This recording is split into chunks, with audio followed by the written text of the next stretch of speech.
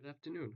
My name is Akaki Dvarsheshvili, and today I'll discuss how organizations can strengthen disaster recovery and business continuity by forming a contingency planning management team, also known as CPMT. This team plays a central role in ensuring the organization can respond quickly and effectively when disruptions occur. Objectives. In this presentation, I'll briefly define contingency planning, explain why CPMT is important to leadership, walk through the steps to form the team, and describe the key roles and best practices that support effective recovery. The goal is to show how structured preparations improve both technical response and overall business stability. What is a contingency planning? Contingency planning is the process of preparing for unexpected disruptions such as cyber attacks, system failures, or natural disasters. Because most organizations rely heavily on digital systems, even short outages can cause serious operational debt and financial losses. The purpose of planning ahead is to protect critical systems, maintain essential services, and recover quickly when something goes wrong. In other words, it's about minimizing damage before a crisis escalates. Why does CPMT matter? A CPMT provides centralized leadership during an incident. Instead of departments responding independently to the team coordinates decisions and communications across the organization.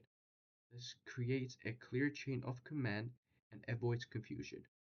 As a result, recovery happens much faster, makes our mistakes are reduced, and the overall financial impact is lower. So the CPMT essentially acts as the organization's command center during emergencies. Risks without central leadership. Without a structured leadership team, response efforts can become chaotic. People may be unsure who is responsible, which slows recovery and increases downtime.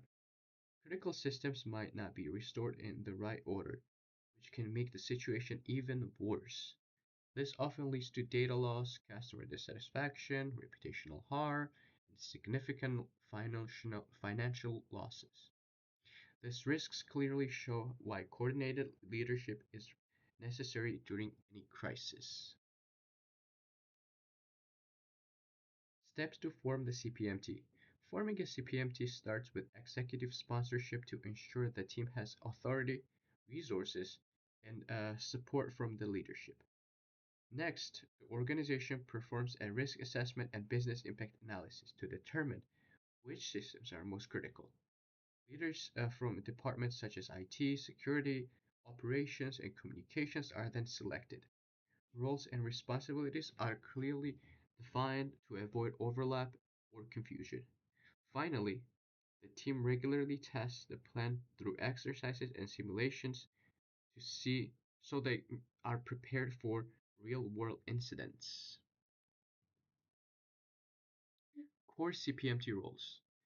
Each member of the CPMT has a specific responsibility that contributes to the overall response. The director coordinates strategy and decision making.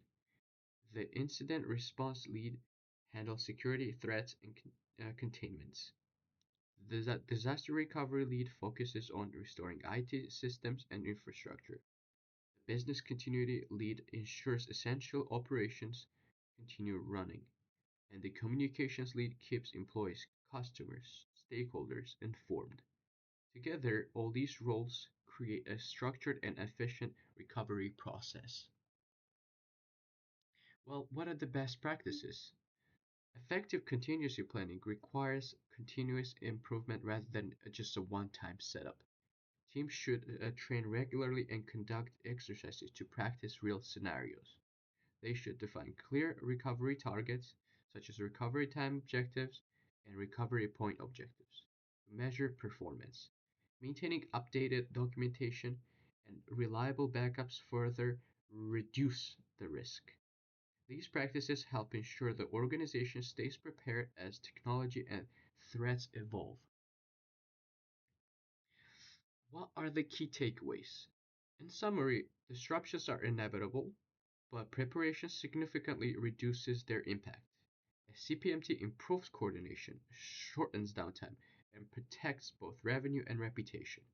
Organizations that invest in planning are able to respond calmly and effectively, rather than just react in crisis mode.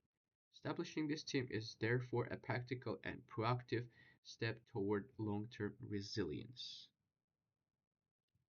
And here we have the page for references, and thank you so much for your time. Have a great one.